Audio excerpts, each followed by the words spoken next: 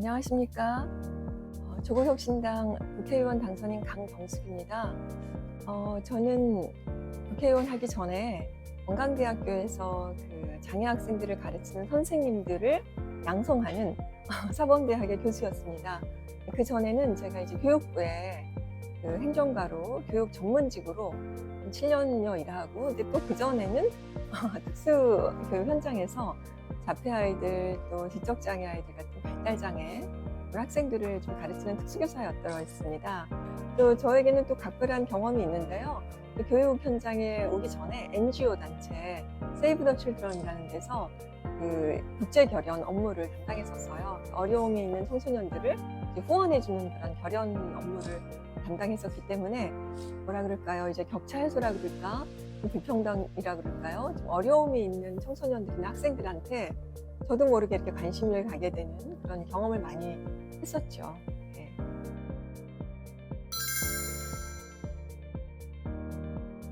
얼마 전에 저희 대표님이 자강불식이라는 자세로 하자 그런 말씀하셨는데 좀 이렇게 쉼없이 끊임없이 달려가서 우리의 힘을 좀 기르고 제대로 할 수 있는 그런 토대를 구축하자 이렇게 이해가 되는데요.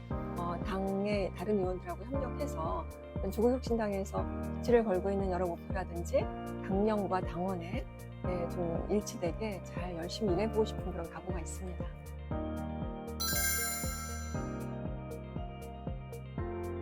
사실 우리나라가 교육 양극화가 굉장히 심화되어 있습니다. 그래서 그 계층 이동 사다리라는 말이 있는데요. 이제 소위 말하자면 교육의 사회에서는 이동성 지수라는 게 있거든요.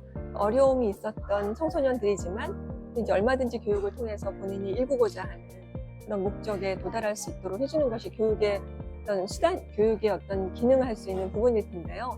이제 그런 교육에 있어서 이제 교육 혁신을 통해서 골고루 누구나 교육을 통해서 정말 본인의 자아 실현을 이룰 수 있는 그런 현실을 좀 저희가 구축해주고 싶습니다. 이제 어떻게 하면 전반적인 교육이 우리나라에서 개혁이 되어야 되는지에 대한 그림을 제대로 그리고 그 위에 하나하나 법들을 채워서 올라가게 하는 그런 기능을 하고 싶습니다. 이제 인권의 민감성을 좀 가질 수 있도록 교권과 학생의 인권이 골고루 민감성 있게 제대로 확보될 수 있는 그런 교육 현장을 만드는 데 일조하고 싶습니다.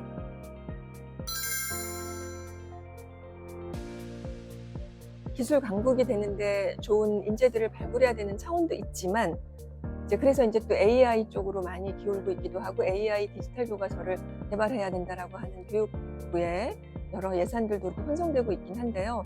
오히려 자꾸만 그런 디지털 기기에 너무 의존하다 보면 집중력도 떨어지고 지구력도 떨어지거든요.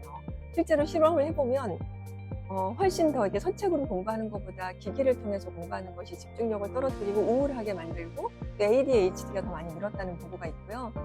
실제로 마이크로소프트를 창립한 빌 게이츠도 자녀들은 컴퓨터를 교육 안 하고 어렸을 때는 서책을 읽게 했다고 그래요. 그만큼 디지털화된 AI 교육이 너무나 이렇게 실험 없이 파일럿 테스트가 없이 너무 이렇게 급박하게 이어지고 있는 것은 아닌가라는 게 굉장히 우려점이 있습니다.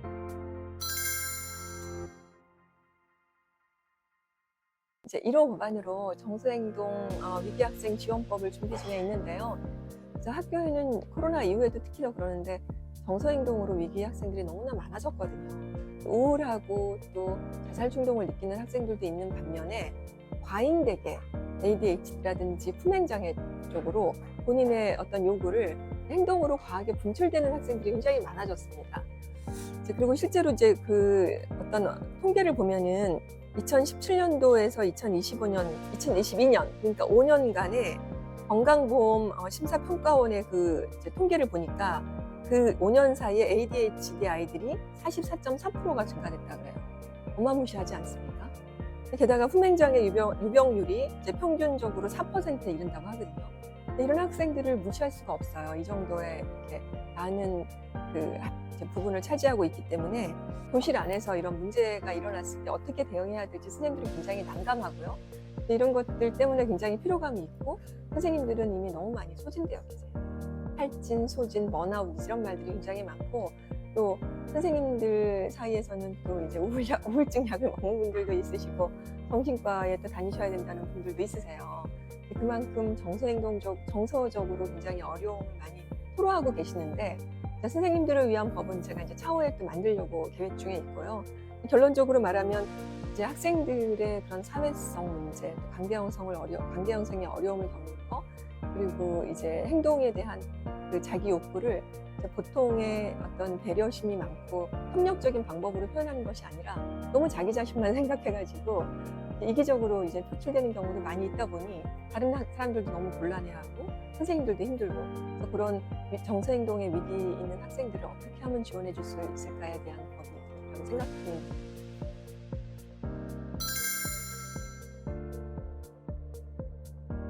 네, 저는 정말 교육에서 굉장히 많은 경험을 했거든요.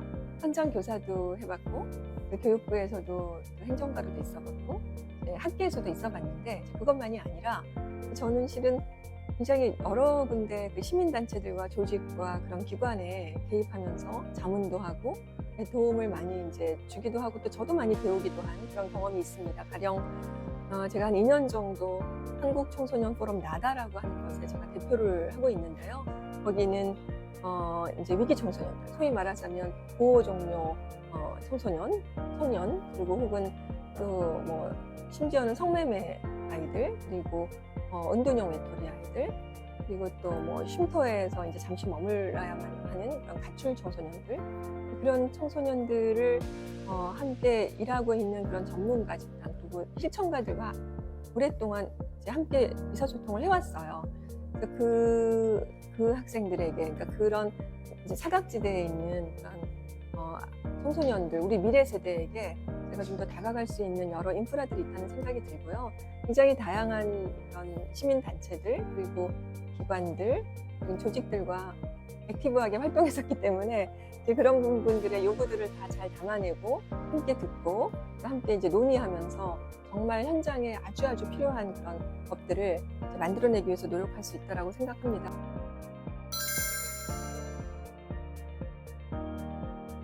우선은 지금 특수교사들이 사실 되게 많이 어렵거든요. 이제 장애로 인해서 어려움을 겪는 부분은 괜찮은데 실제로 이제 물어뜯기기도 하고 채이기도 하고 막 그렇습니다. 특수교육 실무원 혹은 이제 특수교육 지도사라고도 하는데 그분들하고의 소통이 좀 어려운 부분도 많이 있더라고요. 그래서 실제로 얼마 전에 이제 주호민 그 아이 사건도 보면은 정말 서로 간에 협력해야 될 주체로서가 아니라 서로 너무 이렇게 대립하고 서로 뭔가 이렇게 좀 서로 이렇게 뭔가 상치되고 있는 어려움이 있는 것으로 많이 비춰지기도 하고, 또 장애의 친구인 경우에는 좀 너무 이상한 아이로 이렇게 좀 독특하게 이상한 쪽으로 많이 비춰졌거든요. 그런 부분들 사회적 인식이 되게 어렵다라는 얘기를 하고 있습니다. 그 특수교사의 법정 정원이 있거든요. 특수교사들은 일반 아이들처럼 20명을 데려다 놓고 아이들을 같이 지도하기가 어렵지 않겠습니까? 한 4명 정도 보통 이제 두는데요. 이제 한 선생님이 4~5명 혹은 보통 이제 고등학교로 갈수록 더 인원수가 많아집니다. 7명, 6명 그런데요. 그럴 때 그 학급당 인원수를 좀 줄이기 위해서, 그러니까 법정 인원수죠. 그걸 좀 준수하기 위해서 교사들을 좀 많이 현장에 배치해 줘야 됩니다.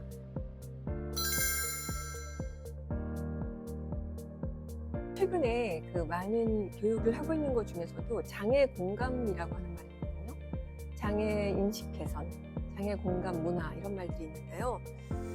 실제로 인식이 되게 중요하기도 해요. 다양하다고 하는 것을 인정할 수 있는 것이 우리 장애 학생들을 대하고 뭔가 친숙하게 뭔가 장애 인식 공감이 되면서 사실 다양성 교육도 자연스럽게 이루어지는 측면이 있습니다. 그래서 차별과 배제되는 것은 정말 이제는 더 이상 하면 안 되는 그런 사회 인식의 척도라고 볼 수도 있겠습니다.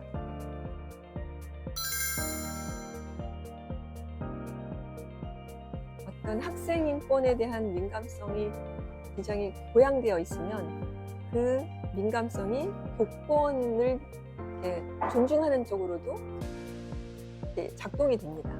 그러니까 어떤 인권의 감수성이 중요한 것이지, 학생 인권 조례를 폐지하고 또 이제 교권 인권도 교권도 이제 폐지했다고 하는 경기도에서 이제 그런 보도가 있었는데, 각각의 교육 당사자들의, 그러니까 학생이면 학생, 학부모, 또 공무직, 또 교사들 각각 다 인권이 보장되어야 하겠죠. 학교 안에서는요. 여러 가지 이제 그 당사자들이 있을 거니까 그런 법들로 이제 가야 될 거라고 생각이 되고, 학생인권 조례는 폐지되면 안 되는 것이죠. 그리고 지금 유엔에서도 아동인권법도 그렇고요. 아동인권에 관한 학생인권도 마찬가지고, 이제 그런 전 세계적으로 사실 그런 인권을 되게 보장하는 쪽으로 가고 있어요. 학생인권 조례는 조례대로 존중이 돼야 되고요. 그래서 또 교권도 마찬가지고요. 그래서 이렇게 함께 상승되어가는 그런 구조를 만들어야 되는 것이 굉장히 중요한 시대적인 과제인 것 같습니다.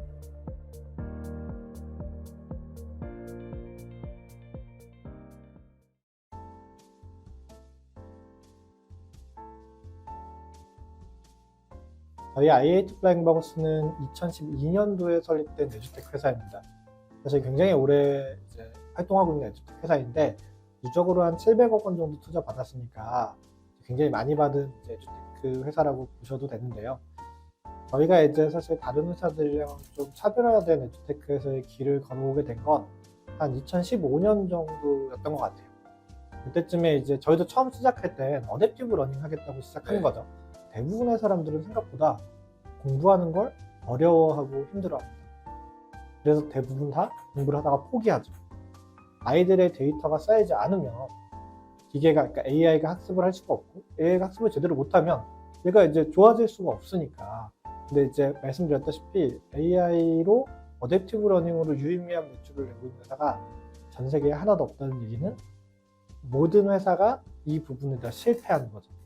결국은 아이들이 공부하기 싫어하는 부분을 해결하지 못했기 때문에 모든 어댑티브 러닝 회사들이 전부 다 실패했다라고 보셔도 됩니다. 그 다음에 저희가 질문했던 건, 그렇다면 왜 오프라인에서는 그래도 애들이 공부를 할까, 온라인보다? 그 이유는 뭐지? 에 대해서 저희는 또 한 번 고민을 해봤는데, 결국 온라인과 오프라인의 가장 큰 차이는 선생님이더라고요. 온라인 교육에는 다 그냥 동영상 강의로 보고 있다면, 오프라인에서는 사람이, 선생님이 학생들이 직접 케어하고 관리해 주지 않습니까? 그래서 저희는 2016년도에 선생님이 동시에 여러 명의 학생들을 관리해 줄 수 있는 그런 솔루션 개발을 시작했습니다. 그리고 저희가 이제 2016년 하반기쯤에 한번 런칭을, 학교랑 학원의 선생님들이 있으니까 그들이 한번 쓸 수 있게 해보자라고 해서 서비스를 런칭했는데, 제가 학원 선생님들은 1000분 이상 만나봤고 학교도 200개 이상 영업해봤는데 완전히 실패했어요. 학교나 학원의 인프라가 오프라인을 디지털화하기에는 굉장히 큰 문제가 있었어요. 그 당시엔 전자칠판도 거의 없었고, 태블릿도 애들이 거의 안 가지고 있었고, 와이파이 환경도 제대로 구축이 학교나 학원이 전부 안 돼 있었기 때문에 하려고 해도 하기 되게 어려웠던 거죠.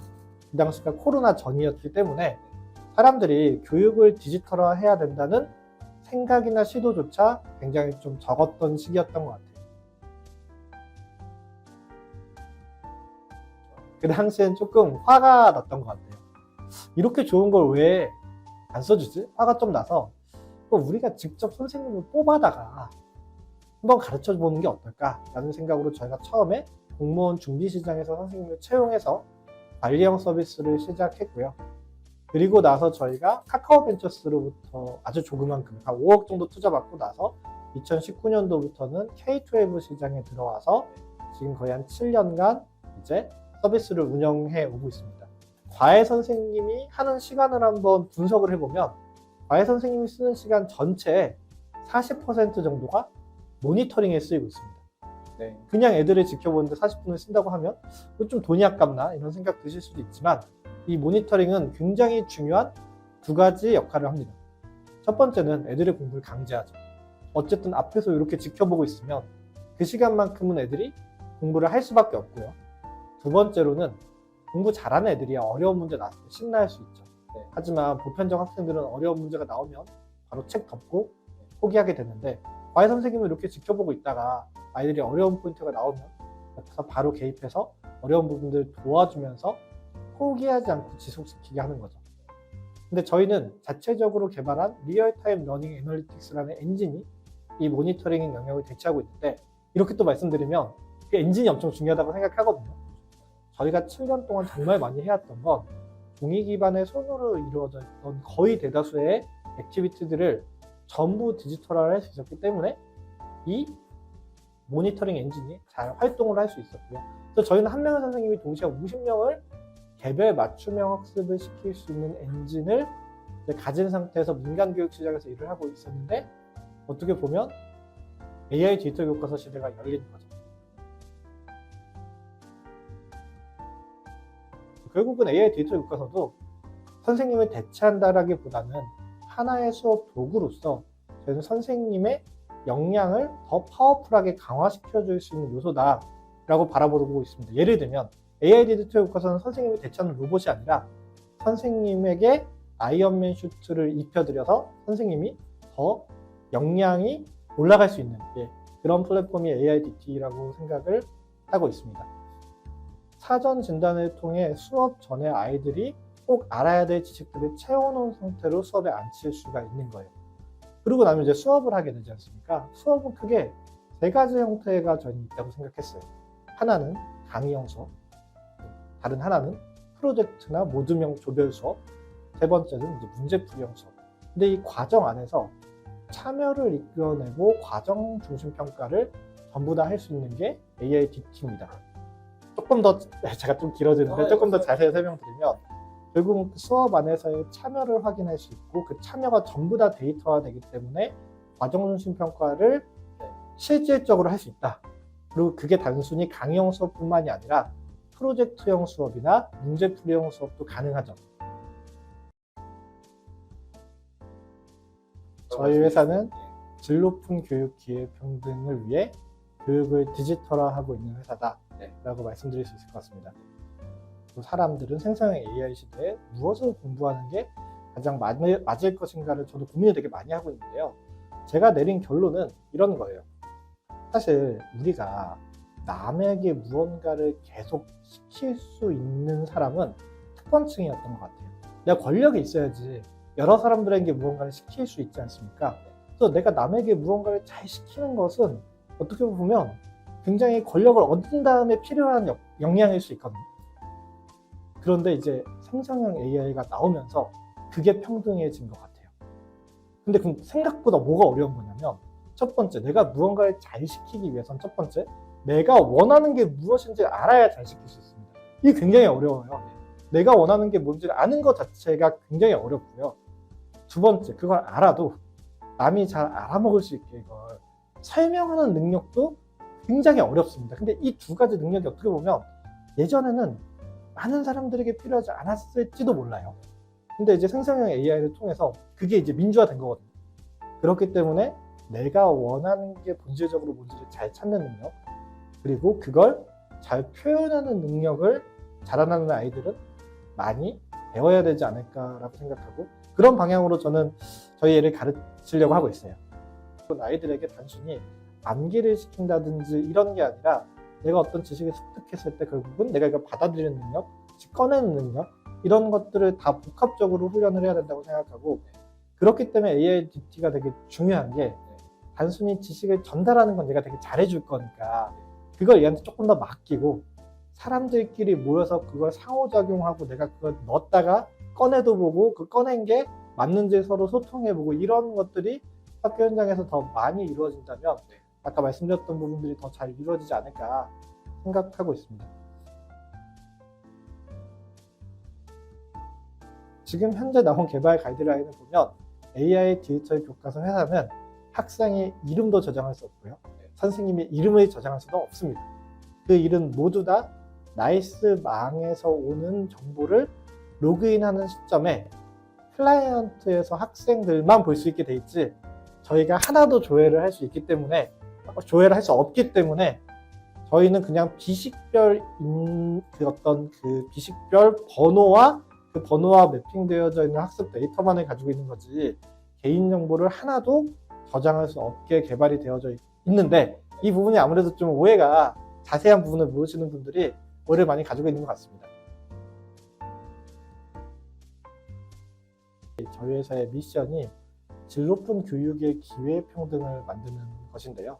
근데 그 교육이 결국은 사람을 더 많이 행복할 수 있는 상태로 만들 수 있다면, 저희가 하고 있는 일 자체가 저는 사회에 기여한다기보다는 그냥 사회를 살아가는 하나의 구성원으로서 사회를 더 좋게 만드는 하나의 일이지 않을까라고 생각합니다.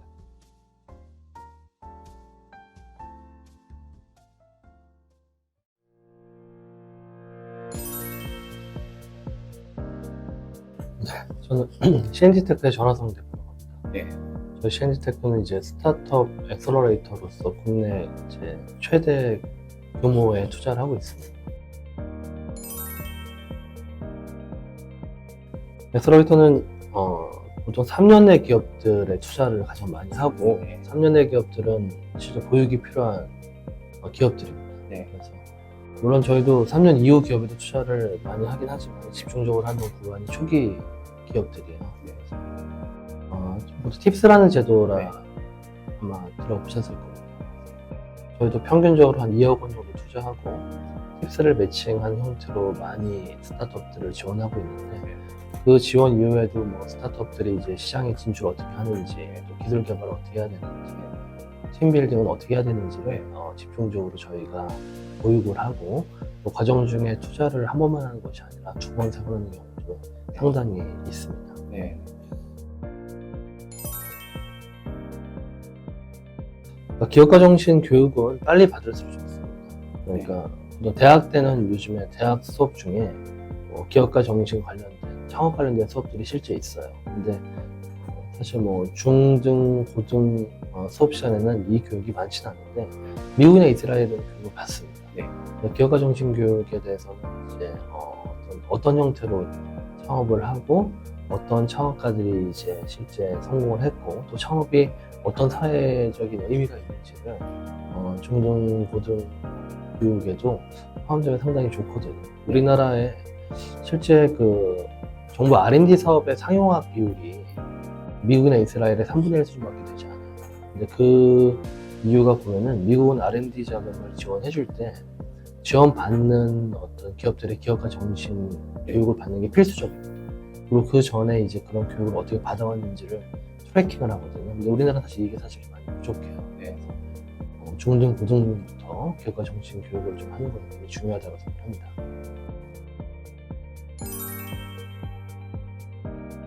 그 창업은 대학생 학내 창업도 상당히 많습니다. 네. 저도 하이스 학내 벤처로 사업을 시작을 했었어요. 예. 굉장히 오래된 일이긴 하지만 그때 학교에 작은 창업 교육 과정이 있었고 네. 그 교육 과정을 수료하면서 사실 창업을 시작을 했거든요. 시장의 문제를 정의하고 시장의 문제를 해결을 하면서 창업이 시작된다라고 이야기해요. 그래서 내가 경험치가 많은 분야에 대해서 시장의 문제를 정의하고 일을 해결하고 또 일을 해결하기 위한 기술을 개발하고 여기에 대한 비즈니스 모델을 설계하는 것이 창업의 과정이거든요. 그래서 이런 형태의 이제 교육을 대학에서는 사실 현재 좀 많이 하고 있습니다. 창업이라는 게 초기 자금 조달에 대해서 다 어려움을 겪습니다. 자기 자본으로 뭐 창업을 한다 하더라도 젊은 나이에 자기 자본이 많지가 않잖아요. 그래서 초기 자본 조달을 위해서는 보통 엔젤 투자를 보통 유치를 한다라는 표현을 많이 하는데 그 엔젤 투자를 이 법인이 좀 더 대규모로 투자를 하는 그런 회사들이 엑셀러레이터예요.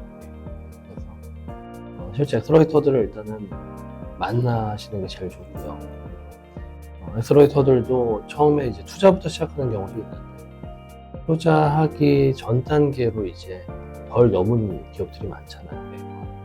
예비 창업자 단계도 있을 수 있고 그런 분들을 위한 교육을 엑셀러레이터들이 진행하기도 합니다. 네. 예비 창업자 관련된 어떤 보육 프로그램들도 있어요. 네. 우리나라에 엑셀러레이터가 400개가 넘게 있습니다. 네. 실제 나한테 맞는 엑셀러레이터를 찾아서 거기서 이제 보육을 받고 투자를 유치하는 것도 방법이다라고 설명드릴 수 있습니다. 보통 엑셀러레이터가 처음에 투자를 할 때 사람을 보고 투자한다는 얘기를 되게 많이 해요. 근데 사람을 보고 투자한다는 의미는 이분의 경험치, 네. 어떤 시장의 문제 정의를 할 수 있는 경험치, 네. 이 문제를 해결할 수 있는 직관, 네.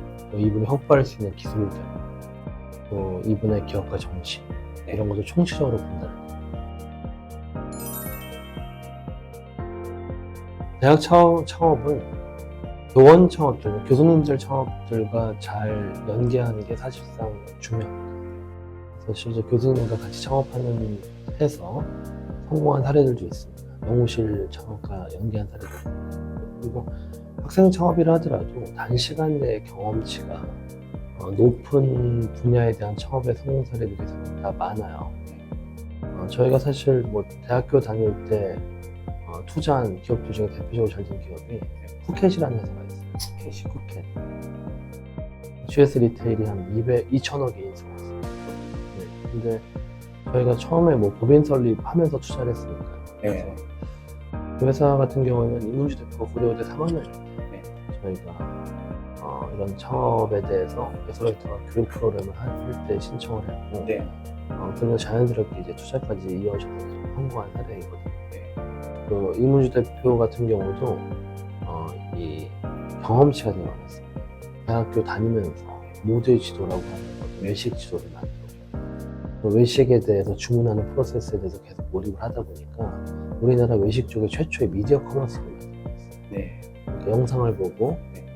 원하는 HMR 집을 주문한다든지 최초라고 보시면 됩니다. 네. 일단 창업 선택에는 사실 민간 주도형으로 바뀌는 게 되게 중요하거든요. 저희도 사실 그런 방향을 가지고 있어요. 네. 픽스 같은 경우도 민간에서 투자를 할 때 정부 R&D자로 매칭하는 게 있거든요. 네. 그래서 이런 정부의 방향성을 이제 대학 창업까지 이렇게 정부가 그 민간 주도의 어떤 창업으로 연결될 수 있게, 네. 가령 에서라이터들이 대학과 연계해서 창업 준비를 같이 해나간다든지, 네. 이런 형태는 사실 정부의 방향이기도 하고, 네. 저희 에서라이터 협회도 그렇게 움직이고 있습니다. 저희 시엔테크 21년 됐고, 네. 저희가 에서라이터를 이제 병행한 게 12년이 네. 됐어요. 12년 동안 400여 개 기업을 투자하면서 나름대로 제 생각을 정립해요. 네. 이런 판단으로 내가 투자를 했다. 이게 이런 형태로 설득이 된다. 이걸 이제 저만의 생각으로 하게 되면 좀 위험하니까 작년에 제가 실리콘밸리 가서 네. 20년 이상 투자하신 분들하고 또 인터뷰를 하면서 네. 제 생각에 대해서 나름 이제 검증을 해서 이 호와이라는 개념을 정했어요. 네. 호와이. 왜 당시한테 투자해야 되는가 와이. 그다음에 왜 지금 투자해야 되는가 와이 나우. 왜 지금 이 아이디어에 투자해야 되는가 와이 디스 아이디어. 마지막으로 왜 나한테 투자를 받는가 와이. 네. 이 네 개로 이제 투자자의 생각을 정리를 했고, 이 책을 읽게 되면은 창업자 입장으로서 첫 투자를 받을 때 네. 투자자의 생각대로 자료 준비할 수 있잖아요. 그렇죠. 예. 네, 그래서 그런 책으로 준비를 했어요. 현재 회원사가 300개 회원사가 있어요. 네. 뭐 저희 회사가 1년에 한 150억 투자지만 저희 협회 회원사의 투자 규모를 다 합하면은 네. 5, 6천억 정도 1년에 투자를 해나가고 있고, 뭐 개수로도 1년에 수천 개 투자를 해나가고 있습니다. 네. 그래서 우리나라의 어떤 초기 스타트업 투자의 네. 한 축을 네. 담당하고 있는 에서레이터들의 어떤 방향성을 네. 이제 제시하고, 네. 또 그분들을 좀 더 잘 일을 할 수 있게 도와주는 기능을 하고 있습니다. 저는 저희 CNG테크는 이 소프트웨어 개발, 그러니까 소프트웨어 플랫폼 사업도 하면서 에서레이터를 하고 있는 CVC형 에서레이터예요. 저도 개인적인 목표는 제가 이 회사를 경영하면서 1만 개를 투자하는 게 제 목표입니다. 그리고 협회장으로서 지금 임기가 아직 거의 뭐 20개월 정도 남아서, 네. 협회장, 에서라이터의 어떤 위상 강화로서 협회장 임기 기간은 최선을 다할 것이고, 네. CNG테크는 제가 1만 개를 투자를 반드시 좀 하면서 우리나라 스타트업 생태계 사람들이 좀 큰 도움을 주고 싶은 게 제 계획입니다.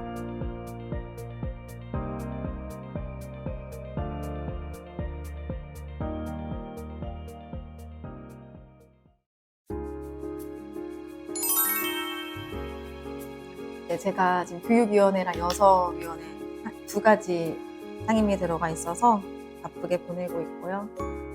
제 1호 법안인 서희초특별법 발의하기 전에 선생님들 모시고 간담회도 여러 차례 하고 여러 토론회도 참석하고 하면서 바쁘지만 의미 있는 시간을 보내고 있습니다. 지금 교육 시스템 자체가 무너졌다 이렇게 보고요. 특히 공교육이 너무나 약화되면서 제 기능을 상실해가고 있다.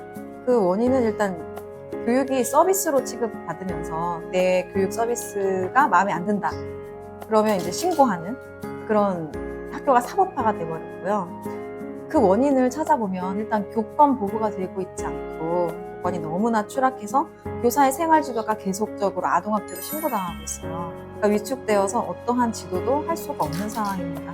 또한 대학이 서열화돼 있고 그게 점점 공고화돼 가면서 이제 학생들이 인서울 못하면 꼭 낙인 찍히는 것처럼 비등 시민으로 이 계급화 계층화 때문에 너무 힘들어하고 있어요. 이 심화된 경쟁 교육 때문에. 그래서 제가 들어와서 보니 대학 교육, 대학 이 서열화 철폐가 우리 모든 교육 문제의 원인을 해결할 수 있는 해결책이 아닌가 이렇게 생각을 하고요. 그래서 저는 대학들이 1등 대학, 2등 대학이 아니라 대학을 좀 특화돼서 여기는 반도체 특화대학, 여기는 AI 특화대학 이렇게 좀 특성 있는 대학들로 거듭나야 되지 않나. 우리가 SNS나 뭐 신문이나 일상생활에서 내 정치적인 견해를 표현할 수 있는 정치적 표현권, 그리고 정당을 가입하고 후원금을 내고 또 마지막으로 출마할 수 있는 그런 권리들을 정치적 기본권이라고 하는데 교사들은 그게 다 없어요. 전 세계 OECD 국가 중에 이렇게 정치 기본권 없는 나라는 대한민국밖에 없습니다. 가장 핵심적인 내용은 우리 정서적 아동학대가 너무 모호해서 교사들의 생활지도가 다 아동학대로 신고당하고 있거든요. 그래서 이 모호한 정서적 아동학대의 범위를 구체화하고 좀 명확화하는 법안이 하나 있고요. 거기에 또 교사의 생활지도는 아동학대로 보지 않는다. 그런 내용도 넣어놨습니다. 또 교사가 신고당하면 혼자서 내 무죄를 증명하기 위해 굉장히 고군분투하고 있거든요.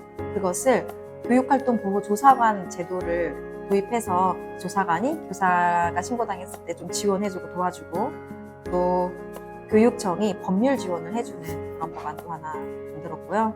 지금은 학생들이 서로 싸우거나 교사를 때려도 교사가 이렇게 막을 수가 없어요. 이게 딱 손목이라도 잡았다가 멍이라도 들면 아동학대로 신고당하거든요. 그러니까 때리면 맞고 둘이 싸우면 하지 말라고 해요. 둘이 막 싸우니까 하지 말라고 해도 계속 싸우니까 옆에 있는 책상을 넘어뜨렸어요. 빵 소리가 나면 거기를 주의를 분산시켜서 싸움을 멈추려고. 이 행위로 또 아동학대로 신고당하셔서 몇 년 동안 고생한 선생님이 계세요, 광주에.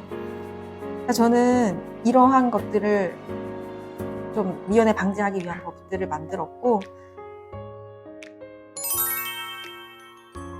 이 AI 교과서 교사 연수 예산만 3,818억이에요. 너무 어마어마한 액수죠. 근데 그 예산 어떻게 썼는지 제출하라고 하는데 아직까지 안 주고 있어요. 이것들을 추진하는 과정에 에듀테크 기업이 있어요. 그러니까 공교육에서 하는 일인데 사기업에서 이걸 개발해서 공급한단 말이에요. 근데 이 이용료가 교육청에서 희망하는 금액은 월 5,000원. 그 업체에서 희망하는 금액은 월 8,000원이에요. 연간 거의 6만 원에서 10만 원이죠. 근데 지금 사용하는 이 서책은, 종이로 된 책은 한 권에 1년 내내 한 5,000원 정도밖에 안 들거든요. 5,000에서 8,000원. 거의 10배가 넘어요. 이 10배가 넘는 돈을 왜 써야 되는지 그 이유를 못 밝히고 있어요, 교육부에서. 그러니까 이 AI 교과서가 도대체 뭔지, 학생들에게 어떤 도움을 주는지, 어떤 근본적인 사전 연구도 없었고, 뭐 토론회도 없었고, 공청회도 없어요. 지금 유럽에서는, 특히 스웨덴에서는 서책으로 돌아가자는 움직임이 일어나고 있어요. 그래서 영유아기에는 뭐 패드를 주지 않는다든지 여러 가지 정책이 일어나고 있는데, 우리나라 아이들, 제가 새 아이 키우는 학부모인데 틈만 나면 핸드폰 보고 스마트 기기 쳐다보고 있습니다. 이게 아이들 발달에 도움이 되냔 말이에요. 근데 학교에서까지 또 AI 디지털 교과서 또 쳐다보고 있는가? 이게 실질적으로 얼마나 효과가 있을지 연구가 선행되어야 된다고 생각을 해요. 그러니까 교권을 바로 세워야 학생 인권을 지킬 수가 있어요. 학생들이 서로 싸울 때 지금 말리지도 못하고, 학생이 문제 행동을 해서 다른 학생의 학습을 방해할 때 말리지도 못하잖아요. 그러니까 그건 다 교권이 하락됐기 때문에. 그러니까 저는 교권 보호를 통해서 공교육 정상화를 이루고 싶고요. 그리고 제가 국회에 오면서 여러 가지 인터뷰를 하고 공부를 하다 보니까 많은 교육 현장의 문제점은 다 입시 때문이라는 결론에 이르렀어요. 이게 다 공정하다는 착각에서 벗어나야 된다. 그 작업을 하고 싶고요. 그것에 입안으로 대학 서열화 철폐하고 특화된 대학으로 또 지방대학 살려서 모든 학생들이 자기 지역에서 내가 태어나고 자란 곳에서 대학 다닐 수 있고 일자리도 얻을 수 있도록 하고 싶어요.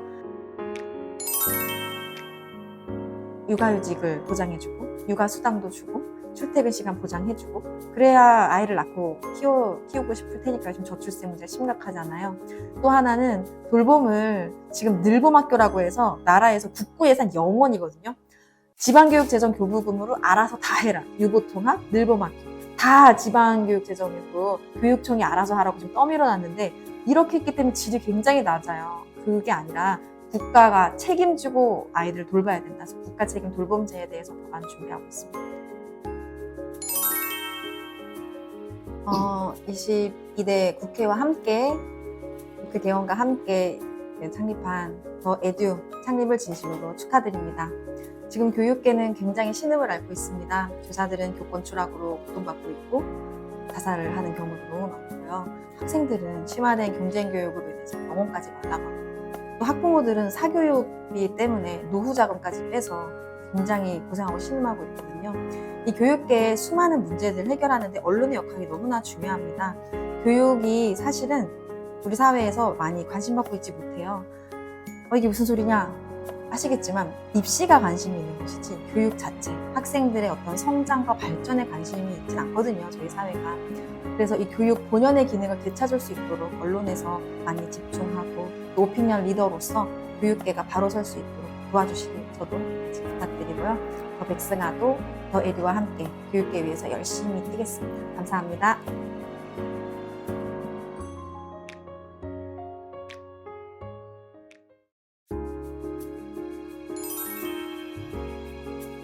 네, 안녕하세요. 저는 전국 특수교사노조 제3대 위원장 장은미입니다. 1년이 지났는데 많은 선생님들께서 바뀐 게 없다라는 절규 섞인 목소리들을 많이 내주셨거든요. 초등교사 노조에서 진행을 했던 추모식에 가서 1년 동안 우리가 했던 것들을 하나하나 살펴보면서 바뀐 게 없는 줄 알았는데 그래도 우리가 많이 노력을 했고 현상이 전반적으로 바뀌진 않았지만 그런 변화의 가능성은 충분히 보인다. 서희초 사건을 계기로 저희 특수교사들에 대한 어려운 부분들도 정말 많이 작년에 언론 보도가 됐었거든요. 그런 것들이 같이 떠오르면서 저도 좀 많이 울었던 것 같습니다. 우리 아이들에 대한 교권 침해에 대해서 특수교사들이 그동안 되게 속수무책일 수밖에 없었다라는 현실이 좀 세상에 많이 알려졌고요. 작년에 생활지도고시가 만들어지면서 그 안에서 돌발 행동을 하는 학생들에 대한 행동중재 가이드라인이 만들어졌어요. 그래서 그 만들어진 것 자체는 이제 굉장히 고무적이긴 한데 그에 따른 예산, 그리고 지원, 인력 이런 것들은 이제 거의 없죠.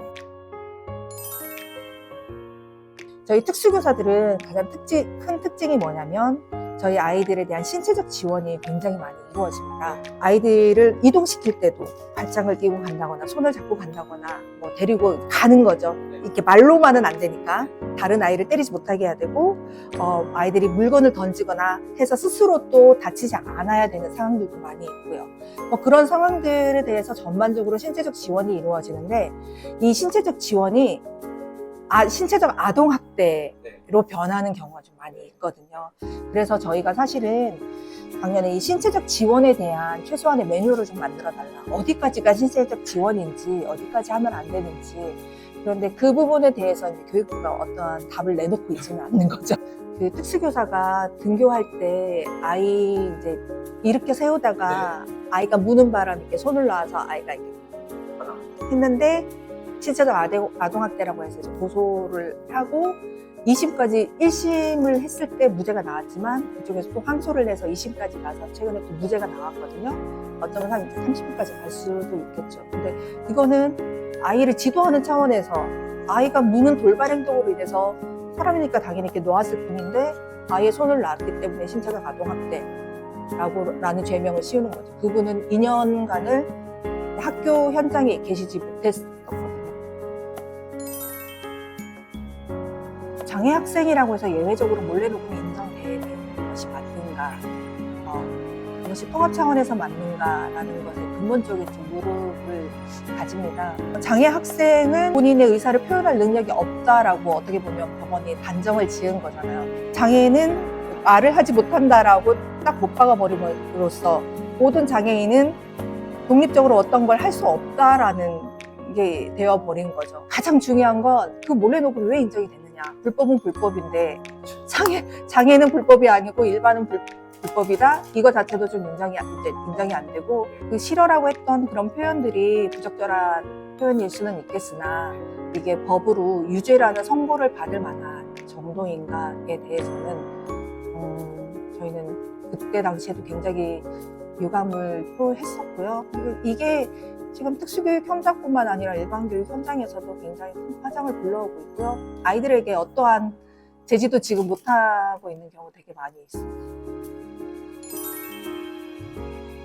녹음기가 막 여기저기에서 나왔다라는 사례들이 많이 제보가 됐어요. 그런데 이거는 아동학대 의심 정황이라고 보기에는 너무 어려운 거죠. 그러니까 그냥 난 궁금하니까 녹음해도 된대. 녹음 한번 해서 들어보자. 우리 뭐 했나, 선생님은 어떤 사람인가 한번 알아보자. 이 이건 거예요. 결국은 내 아이 학교 생활에 개입하고 싶은 어떠한 학부모의 그릇된 자녀 사랑이 아닐까. 학부모님들 사이에서도 특수 선생님들만큼 우리 아이들을 잘 알고 있는 사람이 누가 있느냐, 우리가 같이 가야 된다라고 또 목소리를 내주신 학부모님들도 많이 계세요. 많이 생기셨고, 그리고 이제 학부모님들 사이에서도 그래, 녹음은 불법이라고 하더라, 우리 그러지 말자라고 이제 하시는 부모님들도 많이 이제 생기시더라고요. 저희의 모든 방향은 통합이거든요. 우리 애들이 배제되지 않게 해달라라는 부분이 이제 저희의 가장 중요한 요지거든요. 계속 교육부에다가 통합 돌봄해라. 모든 아이에 우리 아이들이 꼭 들어갈 수 있게 해달라. 그래서 저희가 교육부에다가 공문 보내고 모든 시도교육청에 이제 공문을 보내서 늘봄학교 계획 시범 시도교육청에다가 늘봄학교 어떻게 운영을 할 것이냐, 우리 아이들에 대한 계획이 뭐가 있느냐 계속해서 요구를 했단 말이에요. 미리 계획이라는 건 미리 나와야 되는 거잖아요. 그런데 뭐 아예 계획이 없는 지역도 있었고, 어떤 지역은 장애 학생이 늘봄학교 신청을 하면 그때 계획을 세워보겠다라고 했던 지역도 있었고, 교육부도 그건 시도교육청이 알아서 할 일이다라고 답을 계속 회피를 했었고, 그래서 작년부터 계속 요구를 했었고, 그나마 올해는 늘봄학교에 대해서 조금 더 구체적인 지원 방안이 나오기는 했어요. 그런데 여전히 특수 아이들은 늘봄에서 계속 열애 혹은 배제가 되는 거예요. 늘봄학교 관련 지원 인력을 학교에서 다 뽑아라. 특수 학교는, 네. 근데 일반 초등에 대한 지원 인력은 다 교육청에서 했단 말이에요. 그런데 특수학교는 특수학교에서 뽑아라. 그리고 교사들이 계획을 짜라. 이렇게 처음에 나왔었어요. 우선은 유보통합 안에서 특수교육 대상 유아가 있고 저희는 장애용 유아가 있어요. 그 차이가 뭐냐면 학교 체제 안에, 교육 체제 안에 있는 장애 영유아는 특수교육 대상 영유아라고 부르고요. 이제 보육 체계에 있는 어린이집에 있는 아이들은 장애 영유아라고 부르거든요. 유보통합 자체가 보육에 있는 모든 사무와 이런 업무들을 교육부로 이관을 하고 모든 아이들을 이 안으로 교육 체제 안으로 들어오는 거잖아요. 장애 영유아가 한 10,000여 명이 좀 넘고 특수교육 대상 영유아는 10,000명이 조금 안 돼요. 그러니까 거의 2배가 되는, 이 아이들이 들어오면 특수교육 대상 영유아가 2배가 넘어지는 거예요. 이 아이에 대한 업무나 여러 가지 교육이 있을 텐데 이걸 담당할 인력이 하나도 없어요. 유보통합을 하려면 예산과 인력이 필요하잖아요. 그리고 이 업무를 담당할 인력도 필요하잖아요. 그 인력이 전혀 없다. 저희 특수교사들은 진짜 특수교육이 너무 어려워요. 저희끼리 정말 특수교사는 왜 이렇게 전문가가 없어? 이 얘기 진짜 하거든요. 우리는 너무 쉽게 쟤는 자폐야, 쟤는 발달장애야, 쟤는 뭐가 있대 이렇게 얘기를 하지만 그 자폐 안에 모든 아이들이 다 달라요. 네. 발달장애를 갖고 있지만 그 아이의 특성과 이런 것들을 보려면 아이들은 다 달라요. 그래서 내가 특수교육은 개별화 교육 계획이거든요. 이 아이에 맞는 모든 교육과정을 재구성을 해서 이 아이에게 맞는 교육과정을 제공을 해줘요. 그런데 새로운 아이를 내가 또 그 다음 해에 새로운 아이를 만나면 이걸 그대로 적용할 수가 없어요. 이거는 다시 버리고 또 이 아이에 맞는 것들을 다 재구성해서 또 제공을 하는 거예요. 내가 아무리 또 그 이듬해 자폐 학생을 만나고 해도 그 영역이 너무나도 다르기 때문에 매년 새롭게 공부를 하는 거예요. 그래서 저희는 진짜로 왜 우리는 20년이 돼도 이렇게 특수교육은 맨날 새롭고 맨날 생소하냐, 왜 이렇게 전문가가 안 되냐, 진짜 저희들끼리 그런 얘기를 하거든요. 이렇게 다 다른 아이들을 저희가 가르치려고 하다 보니 나만 이렇게 아둥바둥한가? 뭐 그런 생각에서 굉장히 외로움을 많이 느끼기도 하는데 아닙니다. 외롭지 않습니다, 선생님들. 우리는 함께야. 정말 교육과 관련된 언론들이 많이 필요합니다. 왜냐하면 사회에서 교육은 정말 중요하다고는 하는데 이 교육에 대한 목소리들은 참 크질 않은 것 같아요. 우리 더 에듀가 더 큰 목소리를 내줄 수 있는 언론이 되기를 응원하겠습니다. 더 에듀 화이팅!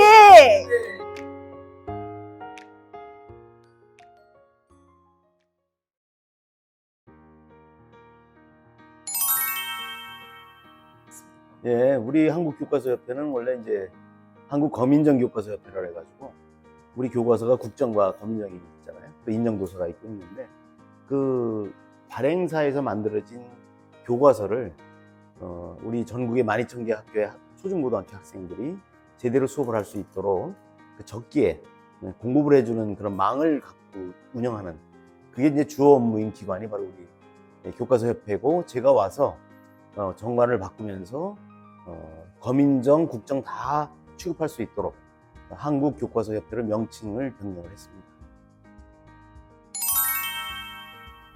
원하는 기업들이 교육부에서 고시가 이루어지고 그 고시에 따라서 이제 그 기존의 서책을 주로 발행하던 발행사들이 참여를 많이 하고 있습니다. 근데 이제 지금 현 정부에서는 에듀테크 업체들도 직접 서책을 발행하지 않는 발행사들만이 아니라 직접 참여할 수 있도록 열어놨어요. 우리 협회와 관련된 그런 회사들이 처음에 그 3개 과목에 이제 참여하겠다고 한 그 회사는 31개 정도 되거든요. 근데 이게 이제 8월 19일 날 검정본을 냅니다. 그때 보면 이제 그게 결과를 봐야 최종 몇 개 회사인지가 나올 것 같아요. AI 디지털 교과서는 서책과 달라서 이게 가동이 안 되면 소용이 없잖아요. 그 내용적인 면은 그건 문제가 없을 것 같아요. 그런데 이제 문제는 우리 학생들이 이거를 선생님과 수업을 하면서 이렇게 가동을 시켰을 때 안 들어간다. 그럼 그거는 AI 디지털 교과서로서는 아주 아니죠. 그래서 그런 기초적인 부분부터 시작해서 또 이제 뭐 UDL이라 해가지고 우리 장애 학생들을 배려하는 그런 부분까지 전부 다 하다 보니까 일이 굉장히 많은 것 같아요. 가동성, 그게 우선 첫째고요. 그 다음에 이제 우리가 추구하는 게 결국은 인공지능에 의해서 우리 아이들의 어떤 그 필요한 부분이 무엇인지 또 수준을 파악해서 거기 적절한 걸 이제 넘겨주는 이런 요소들이 제대로 반영됐는가, 이런 것이 아마 중요시 될 것 같고요. 우선 서책만 해도 그래요. 지금 현재 전국에 우리 아이들이 40만인데 한 35만 명이 정확할지 모르겠습니다. 그럼 그거를 대략 잡으면 한 4천억 돼요. 근데 그것도 지금 이제 협상 중인데 뭐 어떻게 조정될지 모르겠습니다. 자꾸 비싸다는 얘기를 많이 하거든요. 근데 아이들 교육을 위한 그 기본 도구가 교과서인데 그것을 비싸다면 안 되는 거죠. 학생들이 수업 시간에 선생님과 같이 수업하는데 꼭 필요한 게 뭐예요? 교과서거든요. 연필은 옆에 친구 거 빌려 쓸 수도 있지만 교과서는 자기 거 자기가 써야죠. 그래서 이거를 비싸다 싸다 이러면 좀 문제가 있는 것 같고요. 그렇다 해서 무조건 그 발행사들이 폭리를 취하는 걸 내비두면 안 되겠죠. 어차피 그 구매자는 정부거든요. 그죠? 우리가 구매해서, 정부가 구매해서 학생들을 주는 거니까. 그래서 적정 가격을 합리적으로 물가 상승이나 이런 걸 해서 할 거고요. 난 그렇게 기대를 하고 있습니다. 정치권에서도 뭐 그런 얘기 더러 하나 본데, 오히려 정치권에서는 AI 디지털 교과서의 해악을 많이 얘기하는 것 같더라고요. 물론 우려되는 바도 있죠. 그래서 정부에서도 사실은 그런 AI 디지털 교과서가 아이들에게 우리가 교육적인 면만 쓰는 거잖아요. 그런데 그럼에도 불구하고 부정적인 면이 있다면 그것을 해소할 수 있는 대책은 무엇이 있는지도 계속해서 마련하고, 지금 마련하고 있는 걸로 알고 있어요. 독서 교육이나 이런 거 해갈 필요 있다고 봅니다. 엄밀히 얘기하면 서책이든 AI 디지털이 됐든 이거는 개발사와 그 구입자 해당된 정부, 이게 뭐 시도교육청도 되죠. 이게 정부와의 그 어떤 문제거든요. 우리 협회에서 뭐 가격 결정에는 관여를 못합니다. 다만 그 소통 구조가 원활히도록 하는 걸 도와주는데요. 그 AI 그 교육업체들과 같이 컨소시엄을 해서 하는 데가 많아요. 큰 데는 이제 자체적으로 하지만, 그래서 이제 그렇게 되면 그네들과 그 발행사와 간의 그 이익 배분 구조를 이제 설정하는 것 같아요. 계약을 하는 것 같습니다. 이건 이제 시스템상 개인정보가 유출될 가능성은 거의 없습니다. 이제 다만 담당자가 일상 업무를 하다가 지난번처럼 뭐 이렇게 뭐 어떤 개인 신상이 노출되는 경우는 있을지 몰라도 이거는 시스템으로 이루어지잖아요. 그리고 이제 정부에서 구축하는 공공 플랫폼이 있습니다. 캐리스에서 지금 하고 있는데 그쪽에만 정확한 아이들의 정보가 거기에 집적이 되고, 우리 협회에서도 플랫폼을 좀 만들고 있습니다만 이런 데서는 다 그 누군지를 몰라요. 그런 정보가 오고 갈 뿐이죠. 그래서 그런 개인정보 유출이라고 하는 거는 정말 뭐 정부에서 운영하는 플랫폼에서 뭐가 이렇게 뭐라 하지, 해킹 당하거나 이런 거 아니고는 그런 어려움은 없다고 생각을 합니다. 정부에서 그 기간을 엄청 단축을 해주고 있어요. 지원을 해주고 있다는 얘기죠. 그래서 사실은 큰 문제가 없고, CSAP를 제때 기간에 통과를 하지 못한다는 얘기는 사실은 제대로 된 교과서를 만들 역량이 없는 회사일 수도 있습니다. 왜냐면 저는 그렇게 알고 있거든요. 그래서 우리 협회에서 파악하기에는 지금 그게 지금 기간에 맞춰서 무리 없이 가고 있어요. 어떤 변수가 있을지 모르지만 현재까지는 정부에서도 그걸 굉장히 우리 초기에도 그 협의를 할 때 그걸 엄청 강조를 했거든요. 그래서 과기정통부나 뭐 이런 데까지 나서서 우선 굉장히 협조를 받고 있는 걸로 저는 알고 있거든요. 선생님들은 긍정적인 말씀보다는 부정적인 게 많아요. 이런 걸 왜 하는지 모르겠다는 거. 근데 그게 왜 그런가 보니까 직접 해볼 수 있는 게 없었던 것 같아요. 그래서 저도 이제 그 당국자들하고 얘기할 때 그런 얘기를 해놨습니다. 왜냐하면 가능하면 실습을 좀 할 수 있게 해라. 그리고 이제 초기에 좀 실수한 게, 놓친 게, 뭐 교수가 와서 강의를 한다. 어떤 전문가 와서 가면 그 사람의 수준대로 그냥 강의가 이루어진 거예요. 그러면 거기에 오신 선생님들은 수준이 다 다르잖아요. 이 정도는 나는 알 필요가 없는데 그걸 또 하니까 이게 형편없다 그냥 해버리고, 사실 형편없는 게 아닌데 어떤 분은 그것조차도 소중한데, 이런 게 좀 있었고요. 그런데 이랬으면 좋겠어요. 현장에 있는 선생님들이 주도가 돼서 그 선생님들 연수를 이렇게 모집을 하잖아요. 엄청 많이 모입니다. 같은 교사들끼리. 그 주도하는 선생님들은요 다 전문가들이에요. 그리고 더욱더 전문성이 있는 게 뭐냐, 자기가 교사다 보니까 교사들의 심리까지, 뭘 요구하는 것까지 파악이 다 돼 있는 거죠.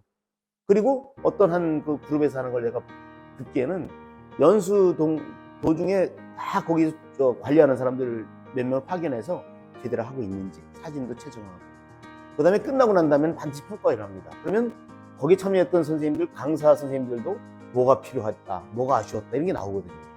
그래서 그걸 책자로 만들어서 연수를 돈을 내준 데다가 이게 피드백을 해준대요.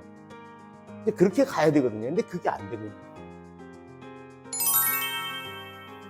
그런 갈등을 해소하는 차원에서는 우선 정치적으로 다 가면 안 되고요. 자기 자식을 가르치는데 무슨 정치적인 걸 가지고 얘기를 합니까? 그래서 그런 건 떠나서 정말 우리 앞으로 미래만 보고 갔으면 좋겠고, 그리고 거기서 부정적인 게 있으면 그거를 정확히 아시고 정치인들이 좀 이렇게 제시를 해주는 거예요. 그러면 그거를 집행부인 정책부서에서 그걸 수정을 해야죠. 보완하고 대책을 세우고 이렇게 가면 모든 정책이 완벽한 건 없다고 봅니다. 획기적인 교실혁명이 이루어질 것이다.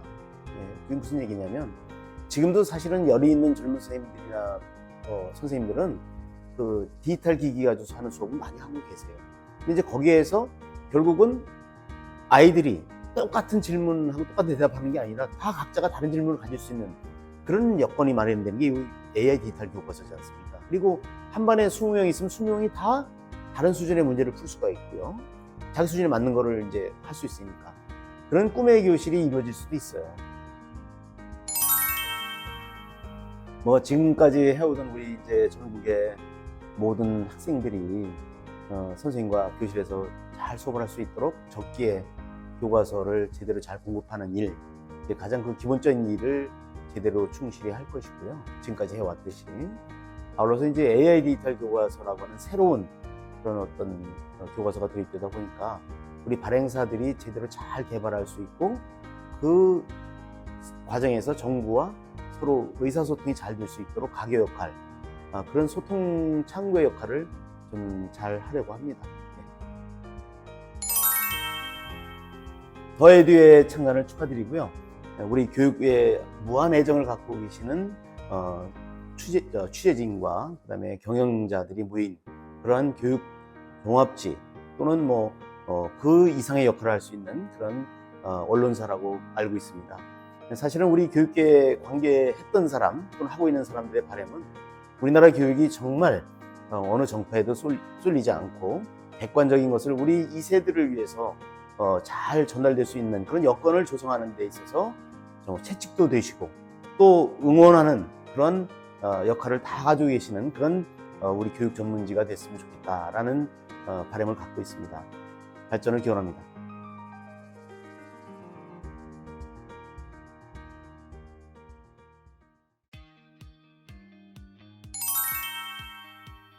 교육의 암행어사, 민생 암행어사가 되도록 하겠습니다. 제가 이름이 김문수입니다. 교육은 백년지 대계라고 누구나 얘기하고 있고 또 실제로 미래를 준비하는 것이기도 하고 또 희망, 꿈을 갖는 것이기도 하고 또 그러다 보면 사람들에게 학생들에게 행복을 가장 많이 주는 일이기도 한 것 같습니다. 그래서 교육위원회 상임위 활동을 잘 하도록 하겠습니다. 경쟁 위주의 이 교육은 결국은 이제 또 소수에게는 꿈과 희망이 되고 행복을 주지만 그렇지 못한 다수의 학생들에게는 또 불행이 될 수도 있기 때문에 오히려 미래의 희망이 되지 못할 수가 있기 때문에 그 부분을 어떻게 해결하느냐. 우리 민주당은 그런 부분이 더 교육 격차를 좀 해소를 해주고 모든 학생, 모든 국민이 이 교육을 통해서 얼마든지 역전이 가능한 그런 사람들을 살 수 있다라는 좀 희망이 되는 그런 교육 정책을 좀 펼치려고 합니다. 지방의회 교육은 유치원, 초, 중, 고 그 현장 교육에 주로 집중이 되어 있습니다. 그리고 어떤 그 소프트웨어 교육 내용보다는 그 하드웨어 중심의 일을 주로 했던 업무이고요. 그다음 말 그대로 이제 국회는 거기에다가 대학 교육, 평생 교육, 대한민국에 일어나는 모든 교육을 더 포괄적으로 포함하고 있고 또 하드웨어뿐만 아니고 또 교육 내용에 대한 구체적인 그런 업무, 또 국가교육위원회 그런 업무도 포괄적으로 하기 때문에 조금 이제 규모나 스케일이 훨씬 큰 거는 다른 것 같고요. 교육이 결국은 백년지 대계이고 아이들의, 학생들의, 국민들의 어떤 꿈과 희망을 설계하는 그런 일이라는 공통점은 있는 것 같습니다. 저희 이제 전남, 순천을 포함해서 지역이 여러 가지 지역 소멸, 인구 소멸 문제가 많지 않습니까? 그 중에서도 이제 교육과 의료가 아주 필수 요소입니다. 그런데 우리 순천을 포함한 전남이 50만 이상의 그 광역 지자체 중에서 유일하게 의대가 없는 지역입니다. 인구도 많고 또 큰 회사, 공장들이 있어서 산재 위험도 높은, 그러면서도 대도시의 그 상급 종합병원 가기에는 거리가 또 먼 우리 순천 지역에 꼭 국립순천대학교가 있기 때문에 거기에 의대를 설립하고, 의대가 설립되면 이제 의대 종합병원이 따라올 수 있기 때문에 법안으로 제가 발의를 했습니다. 그 우리나라 의료 제도가 시장 경제에 맡겨 놓다 보니까 당연히 인구 많은 곳, 또 돈벌이가 잘 되는 대도시로 다 가게 돼 있습니다. 지금도 이제 공중보건의료 장학제도라 그래서 기존 의대생들 중에서 미리 장학금을 줘서 마침 이제 뭐 육군사관 학교나 ROTC 제도처럼 나중에 이제 근무를 그런 공중보건의로 의무적으로 하게 하는 제도가 있는데, 그건 자율 선택을 하기 때문에 거의 선택을 안 합니다. 이럴 바에는 이제 국립의대에 아예 이런 공공의료를 공식적으로 그런 그 의과대학을 지정을 하게 해서, 공중보건이라는 게 뭐고 일반 의사와 다르게 어떤 사명감을 가져야 하는가, 또 그런 과목도 좀 발달하게 개설을 해서 집중적으로 아예 국립의대에 공식적으로 공공보건의료 양성대학 이렇게 지정을 해서 하는 게 낫겠다 해서 그걸 개정하게 되었습니다. 지금 교사들의 워낙 어려움이 많다는 거 저희도 잘 알고 있습니다. 그렇다고 해서 교권을 보호하기 위해서 학생 인권을 침해해도 되느냐 할 때 그건 아니거든요. 인권이라고 하는 거는 모든 약자들에게, 아니 모든 그 인간에게 다 필요한 거, 특히 약자들에게 이제 필요한 거잖아요. 학생도 사실은 그 교사나 학부모에 비하면 약자거든요. 그래서 그 학생들의 인권을 보호하는 건 당연한 건데도 오히려 학생의 인권을 침해해도 되는 것처럼 폐지해버렸기 때문에, 또 심지어는 이제 학생 인권 조례가 있는 것도 있고 폐지되고 없어지고 아예 만들어지지 않는 것도 있거든요. 이럴 바에는 아예 법으로 학생 인권법을 만들어서 학생 인권도 계속 보호를 해주고 또 교권도 보호하자. 모든 그 인간이 만드는 모든 도구는 인간을 이롭게 해야 되는데, 혹시나 인간에 해를 끼칠 수 있지 않는가를 잘 봐야 된다. 또 오프라인 교육과 온라인 교육을 정말 적정하게 잘 활용해야 되는데, 아이들이 이제 지금도 뭐 지금 이렇게 전자기기에 너무 많이 게임이라든가 이런 거에 빠져들어서 정상적인 활동이나 생각, 정서적인 그런 문제, 불안 등이 많이 발생되고 있는데, 교과서마저 모두 다 디지털로 해버린다? 이거는 상당히 위험하다고 생각하고, 또 이게 좀 시범 운용이라든가 이걸 좀 단계적으로 체계적으로 해야 되는데, 이걸 너무 갑자기 지금 한꺼번에 하려다 보니까 상당히 걱정이 많이 됩니다. 그러니까 지금 16세면 정당 가입이 가능하고 또 18세면 투표도 할 수 있잖아요. 학생들은 이미 그렇게 돼 있는데, 정작 학생들을 가르치는 선생님은 SNS에 뭐 정치인에 대해서 좋아요도 뭘 누르고, 뭐 그것뿐만이 아니고 뭐 후원금이라든가 지지 의사 같은 걸 못한다는 거는 사실 너무 그 기본권을 제한하고 있다. 교사, 공무원, 정치 기본권을 보장하는 그런 법안을 발의했습니다. 용산에 교육비서관이 포함된 골프 접대 의혹 사건이 있습니다. 민간업자, 또 전직 교육공무원, 그 다음에 이런 현직 공무원들이 포함된 이런 골프 접대 의혹 사건이 있다고 제가 의혹 제기를 했는데, 교육제도의 대전환을 막 시도를 하고 있잖아요. 디지털 교과서부터 해서 글로컬 대학, 이게 어마어마한 예산이 투입되는, 그런 곳에 선정이 되면요, 단순 금액적으로 보니까 예산이 엄청 지원을 많이 받더라고요. 거기에서 오는 이런 도덕적 해이가 많이 부정부패가 연루되었을 가능성이 있기 때문에 이건 철저하게 엄단을 해야 되고, 국회의원이 할 수 있는 선에서 밝혀내 볼 생각. 제가 이제 보험 설계사나 보험회사를 전에 이제 다녔던 이유 중에 하나가 국민들은 도대체 어떻게 살까? 내가 이제 정치를 하는데 나도 똑같은 직장 생활, 저는 영업사원 생활을 좀 해보면 좋겠다. 이래서 하게 됐고요. 정말 국민의 삶이 어렵다는 걸 그때 많이 깨달았고요.